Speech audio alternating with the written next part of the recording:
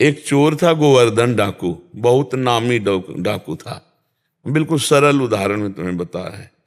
तो एक दिन राज कर्मचारियों ने उसका पीछा किया, और वो भागा, घोड़ा भी छोड़ दिया, पैदल भागा। तो एक जगह देखा, बहुत सत्संग हो रहा था, कथा हो रही थी। पंडित परशुराम जी महाराज कथा कर रहे थे, करमैती बाई के पिता। ये प्रमाणित कथा हम आपको बता रहे हैं। तो उस सभा में घुस गया। तो राज कर्मचारी आए, सोचा सभा में चोर कैसे हो सकता है, यहां तो चोर घुसने का साउंड। तो अब उसको पाया ही नहीं। जब कथा 2-3 घंटे बाद समाप्त हुई तो कथा का प्रसंग चल रहा था। वृंदावन में श्री बांके बिहारी लाल को आज यशोदा मैया ने सोने की करधनी, सोना, वो तो चोर आदमी, करधनी सोने की। भगवान श्री कृष्ण चंद्र जी को बांके बिहारी को कह के पुकार, 8 वर्ष की अवस्था है, मैया ने सोने की लकुट दी, सोने का। अरे इतना माल एक साधारण, और गाय चराने अपने सखाओं के साथ जा रहे हैं। कथा समाप्त हुई, नजदीक पहुंचा, चाकू निकाली, पंडित परशुराम जी के गले में लगाई, पता लिखो। ये जो इतना धनी बालक का वर्णन कर रहे थे, पता लिखो। उन्होंने देखा तो उनका डाकू है जो मेरा नाम सुन करके भयभीत हो जाते हैं, हमारा नाम गोवर्धन डाकू है। कहा भैया इतनी तुम्हें जल्दीबाजी क्या है? बोले पता लिखो। केवल कहा? बोले मथुरा क्षेत्र वृंदावन, बाप का नाम नंद बाबा, कन्हैया, गाय चराने। पर सुनो, ये तुम्हारे जैसे डाकू उसको चोरी नहीं कर सकते, बहुत नटनागर, बहुत प्रवीण बालक है वो। तो उन्होंने कहा तुम हमको ऐसा समझते हो, अकेले अकेले राजाओं के महलों को लूट लिया है। बोले फिर भी नहीं लूट सकते, बहुत प्रवीण है।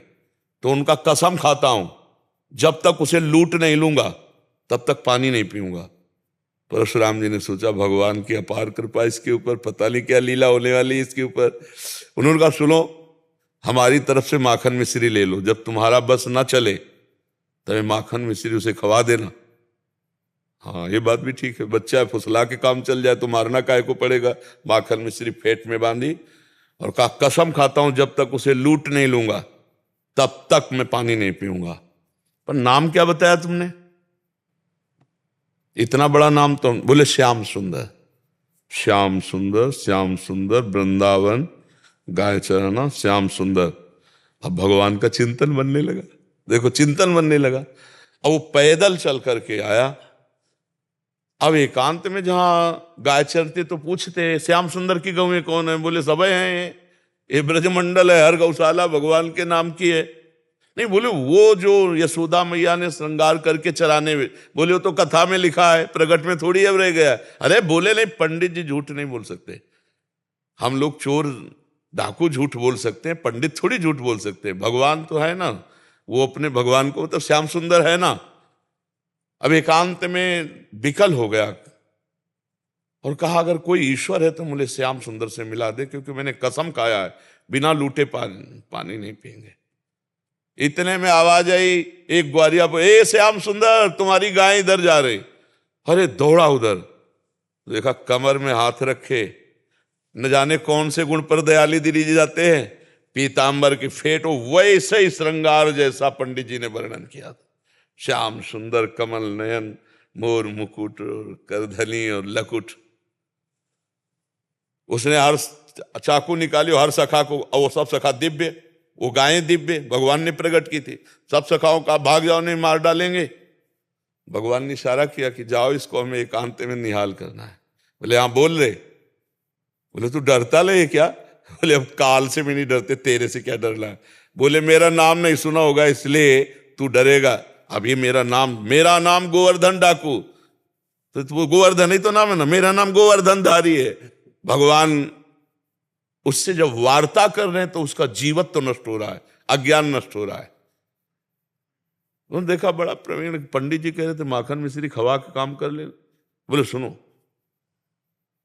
भगवान ने कहा अच्छा ऐसा प्यार करते हो? बोले प्यार के लिए नहीं है, ये सोना चांदी जो पहले ये उतारने के लिए। वो कहा ये तो वैसे ही उतार देंगे, लाओ तुम्हारा।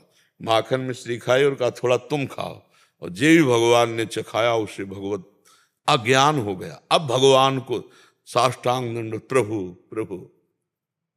एक बात सुनी कि कन्हैया गाँव में चला रहा है, चल पड़ा, कसम खा ली तो भगवान मिल गए। यहाँ जीवन व्यतीत हुआ जाता है, हलवा पूड़ी खा करके दिनचर्या का बैलेंस बनाते रहते हैं, तो भगवान कहाँ मिले? जब भूख प्यास सहकर केवल भगवान के दर्शन के लिए, तो भगवान उसी समय प्राप्त हो जाते हैं। हम लोग सुनते बहुत हैं, समझदार बहुत हैं, नहीं करना चाहिए ये भी जानते हैं, लेकिन भजन ना होने के कारण हम उसको उतार नहीं पाते हैं। भजन शुरू करो, अभी बात बन जाए। नाम जप करो और निश्चय करो कि मुझे इस मार्ग में चलना है, तो पापाचरण नहीं करना है, गंदी बात नहीं करनी, किसी को दुख नहीं देना, किसी का अहित नहीं करना, तो मंगल शुरू हो जाए। अभी दिव्यता आने लगे अंदर, अंदर की दिव्यता, ये बाहर शरीर का राग छूट जाता है। समझ पा रहे आप?